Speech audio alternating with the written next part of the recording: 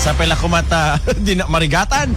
Ito nga gundaway. Sa mali pa nga report kay Telawatan manipod pa kini Idol John Agustin Water Reservoir. Ken potable water iti barangay iti syudad Tilawag na ibilang ghost project. Oy, kasano nga agbalin nga ghost project detoy? Idol Joan, tiyan adu pa nga detalye ka natin na nakamat a report. Come in! Bilang yan a ghost project iti water reservoir ken potable water kadagiti sumangmamano a barangay iti syudad Tilawag. Daytoy iti impang amo ti presiding officer iti Sangguniang Panlunsod kalpasana ti doktal na anabayagan ni asaan nga agop operara dagitoy.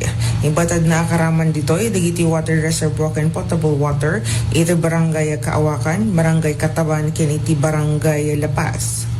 Mainaig ti daytoy basara ti panakiya sarsarita na kadagiti residente ket agarup dua agpatinggan at talo atawenen dagiti proyekto saan nga agop operara.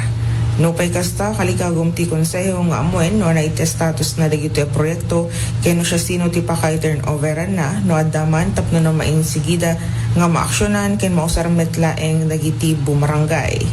Kabayatan na ko na ti presiding officer kasapulan ng tultuloy ti panag-operar kumadagiti proyekto aglalalo kadagiti barangay ang marigatan iti supply ti danom nang nangruna itataapan na wenet ti Calgao. Kadwa iti 99.5 from Lawag, Idol John Agustin, Tata, or MN.